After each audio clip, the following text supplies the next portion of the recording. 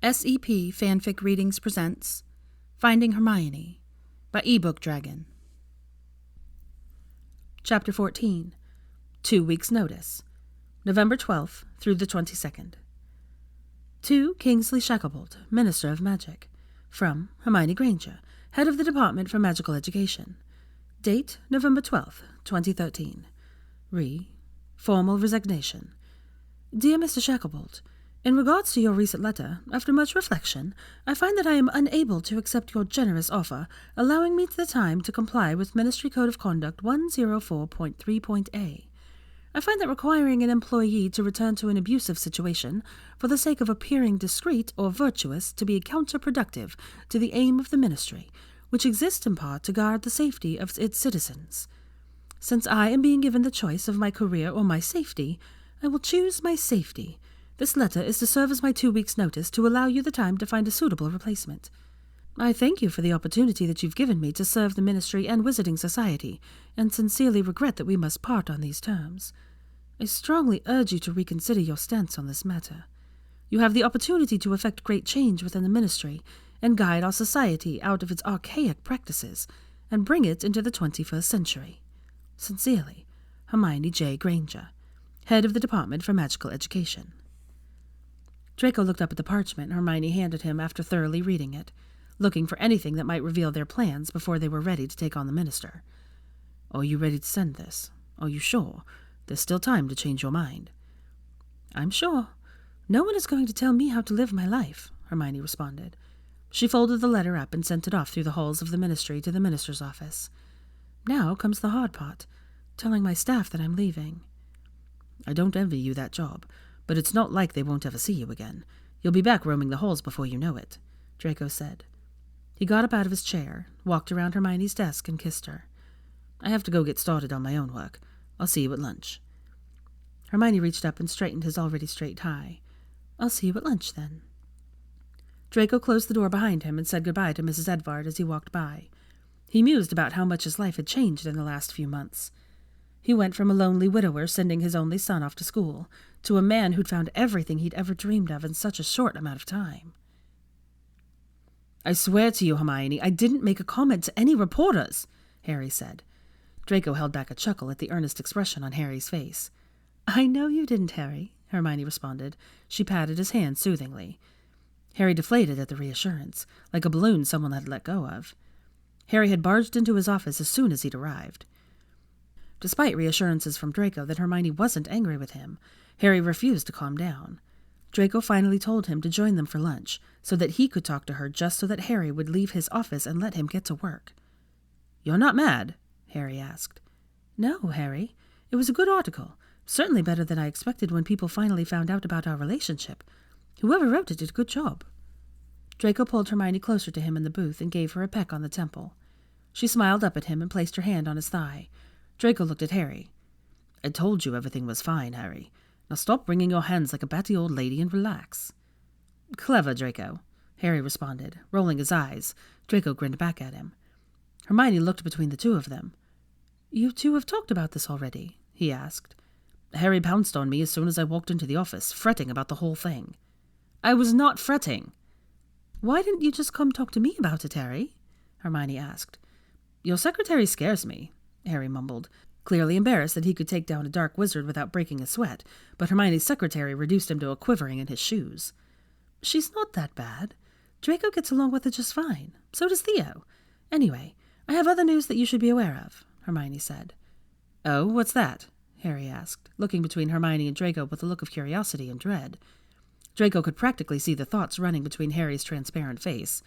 If he had to guess, Draco would say that the possibilities of the impending news that Harry was expecting warred between engaged or pregnant or possibly both. I'm quitting my job, Hermione announced. Clearly not one of the possibilities that Harry had considered. He sat there doing an incredible impersonation of a fish out of water before he recovered enough to respond, I'm sorry, what? I'm quitting. In 2 weeks I will no longer be head of the Department for Magical Education. But why, Hermione? Harry asked, clearly flabbergasted that Hermione would quit anything. Mostly because I was given an ultimatum by Kingsley. Break up with Draco and return to Ron, or lose my job. That's not right, Hermione, Harry protested. You shouldn't have to give up your job. You shouldn't have to choose between Draco and your career. It's a choice I gladly made, Harry. But what are you going to do now? Spend more time working on the divorce bill with Theo. I agreed to help Narcissa with her charity ball, though I doubt she actually needs any help. She could probably plan it in her sleep. Draco snorted at this. His mother probably could plan every detail involved in a charity event before her tea went cold. She had been raised with the expectation that she would be a society wife, and all the duties that it entailed. Harry wasn't content to accept Hermione's answer, though. But what about after the divorce bill passes and the charity ball is over? Then what are you going to do with your time? You can't just sit around reading all day. Oh, I probably could. Have I told you that Malfoy Manor has one of the largest libraries I've ever seen? Harry looked at Draco and asked, Is that how you got her to date you? Bribed her with books? Draco laughed. No, but I wish I'd thought of that. It would have totally worked.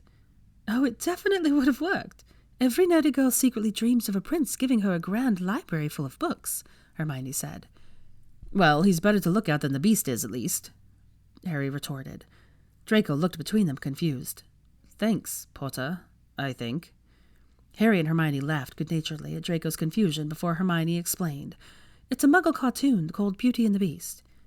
Oh, Draco responded. He tried incorporating more Muggle elements into his life after the war. He wore Muggle clothing most of the time now, and found them more appealing than wizarding robes. He'd been happy to ditch the quills and ink bottles for pens. The Muggle technology eluded him, though. That's the moving drawings, right? Yes. Think of it like what you did with Rose's walls, but the pictures tell a story. As fascinating as Draco's Muggle education is, back to the matter at hand. What are you going to do with your time, Hermione? Harry interrupted. Draco was thankful for the interruption. He got along well with Harry now, first-name basis and all that, but he didn't like to appear ignorant in front of his former rival all the same. There's a plan in place, Harry. Don't worry, Hermione reassured her friend. Hermione and Draco walked back to the ministry hand in hand. Harry was called away right after lunch to help with MLE business. Did you tell your employees that you were leaving yet? Draco asked. The cold November day made him extremely glad that he was a wizard, and his clothes were protected with a warming charm as he watched the cold and miserable muggles scurry to their destinations, bundled up in coats and scarves and hunched over against the cold. He slipped a 20-pound note into the tin of a beggar on the street as they walked by. Hermione caught him slip the man the money and pulled him to her for a quick kiss. He kept his arm wrapped around her as they continued their walk back to the ministry. I only told Mrs. Edvard. She threatened to retire. She said she wasn't going to keep working for a ministry that thought firing the great Hermione Granger was a good idea. Well, maybe you could convince her to just take a vacation. You're going to need your own personal secretary soon. I'll talk to her about it. Who do we know that's good at finding people? Draco asked the group. Draco, Blaise, Theo, Greg, and Harry were sitting in a booth drinking at the Dragon's Den. Hermione, Ginny, Tracy, Daphne, and Helena were on the dance floor enjoying themselves for a raucous girls' night. The ladies had allowed their significant others to accompany them to the club, with the promise that they stay in their booth and leave the girls to their fun. Who needs finding? Greg asked. Honora Blake. I'm not sure how old she is. She has a son named Jacob, who's probably 5 or so. Another bird trying to blackmail you into supporting her kid? Blaise asked. What? Harry goggled at Blaise. It's happened over the years. Rich as Croesus and widowed is usually a combination for trouble. Plus, the whole former Death Eater thing makes people think that I'm an easy target for a payday. But no, that's not what this is. Hermione and I ran into her and her son, and we took Rose out for ice cream. She looked like she didn't have 2 canuts to rub together. I just want someone to find her discreetly and see what her situation is, and if we can help her. I'll start asking around, see what I can dig up, Greg volunteered. Thanks, mate, Draco said. She held herself like a pureblood if that helps. If you can't find her, Greg, let me know. I'll search through the ministry records and see if I can find her, Harry offered. We need to keep this quiet, though. I have a feeling there's a husband that we don't want to alert to her presence or our interest in her, Draco said. Why the interest in this woman and her kid, though? Theo asked. I felt bad for them. They were so poor and miserable. The boy was begging his mum for ice cream, and it was just awful having to watch her tell him they couldn't afford it. I've never been poor. I've never had to worry about where my next meal was coming from. But I put Hermione and Rose in the shoes of that poor woman and son, and I felt awful for them. You know we wouldn't ever let Hermione or her daughters go without, Harry said. I feel guilty that Ron was abusing her and we never knew about it. She's like a sister to me, and I never knew that my best mate was abusing her for years. Ginny and I are horrified that we never suspected. We would have stepped in if we knew something was wrong, but I would never let them end up begging on the streets." Draco took a sip of his scotch and savored the liquid fire that raced through his veins. The drone of conversation swirled around their booth. The heavy thumping from the dance floor could be heard behind them. Draco studied the drink in his hands as he contemplated Harry's assertions. Draco wanted to blame Harry and Ginny and the Weasley gang for not knowing about what was going on with Hermione's marriage to the Weasel, but he knew it wasn't fair to do so. If Hermione never said anything and Weasley was obliviating her, then how were any of them supposed to know? "There's nothing for you to feel guilty for, Harry. I know you would have done something if you'd known. The same with the rest of the Weasley clan. I don't think Hermione blames you either," Draco responded. Saturday rolled around. Hermione was recovering from girls' night by having a lazy Saturday afternoon. His mother came over for tea and to discuss the details of the upcoming charity ball. Rose was sitting with him in his armchair, curled up in his lap, fast asleep. The fireplace flared green, and the voice of Molly Weasley came out. "Hermione, dear, are you home?" Hermione got up off the couch and stood before the fireplace. "I'm here, Molly." "Do you have a moment that I could talk to you?" "Why don't you come over? Crouching in front of the fireplace can't be good on your knees." A few moments later, Molly was standing in the fireplace, looking a little startled to see his mother sitting there on the couch. Hermione greeted Molly with a hug. His mother got up, walked around the coffee table, and shook Molly's hand. "It's nice to see you again, Molly," his mother said, as if the woman hadn't been responsible for her sister's death. Not that his mother blamed Molly Weasley for killing her sister. "It's good to see you too, Narcissa," Molly said, looking a little unsure. "Hello, Molly," Draco said to cut the unease. "I'd get up, but Rose is asleep just now." Molly looked over at Draco with Rose in his lap and smiled. She came over and kissed the top of Rose's head before giving Draco an awkward hug to keep from waking the sleeping child. "It's good to see you, Draco." "You wanted to talk, Molly?" Hermione asked. "Would you like some tea?" Molly sat down on the armchair across from Draco. "Yes, please," she answered. Hermione poured tea for the woman and added cream and sugar, like it was old habit before handing the cup and saucer to her mother-in-law. "So what brings you over?" "Well, I don't want to ruin your Saturday, but I came over to talk about Ron." "Okay," Hermione said, clearly dreading the subject. Hermione had kept the most recent revelations about Weasley from his mother. As far as Molly knew, her Ickle Runnykins was only philandering scum, not the complete piece of shit that Draco knew him to be. Molly didn't know about the years of obliviation, or about the broom incident with Minerva, or about the kidnapping incident with Rose. Draco didn't agree with Hermione's decision to keep those details from Molly, but it was her decision. "Ron has asked for me to set up a meeting so that both of you can discuss visitation for the girls." Draco looked at his mother, who had her mouth pursed like she'd smelled something particularly nasty. It took everything Draco had not to settle his face into his patented Malfoy sneer. He didn't want Weasley anywhere near his girls. "How does next Sunday work for you?" Molly continued. "That's fine, I suppose. Make sure Ron knows that there are going to be some stipulations to getting me to agree to any visitation terms. Our previous encounters have not been the most positive." Molly agreed to tell her son. She got up and made her goodbyes. A pinch of flu powder, and she was gone. "I can't believe you're going to let them anywhere near him," Draco said after the green flames died down, and the fireplace went back to its normal orange glow. "He's their father. He deserves to see his children." "He's an abusive bastard who doesn't deserve to be anywhere near them," Draco retorted angrily. He hugged Rose closer to him as if holding her there in his lap could keep any harm from coming to the girl. "He's their father, Draco. I don't much like it either. But what kind of woman does that make me if I won't let the father of my children anywhere near them? I have to believe that he can change, that he can still be the good man that I know is in there." "You have to stop trying to find the good in everyone.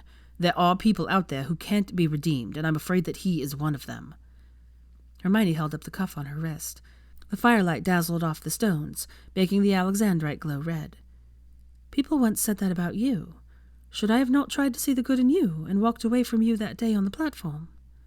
Damn. She knew just what to say to take the fight right out of him. He didn't think she was right about Weasley, but that was something only time would tell. He also knew that it was probably a bit of selfishness that wanted to keep Weasley away from the girls. That combined with the healthy dose of overprotectiveness. "Fine, Hermione," Draco relented, as if he had a say in the matter. "Just don't force them to stay if they're miserable. They can call Tansy if they want to come home." "I never had any intention of forcing them to stay with him. Ron will have to prove himself and earn everyone's trust again." "So, I brought over some samples I thought we could look over for the decorations," his mother said to Hermione, trying to distract them both from a full-scale argument.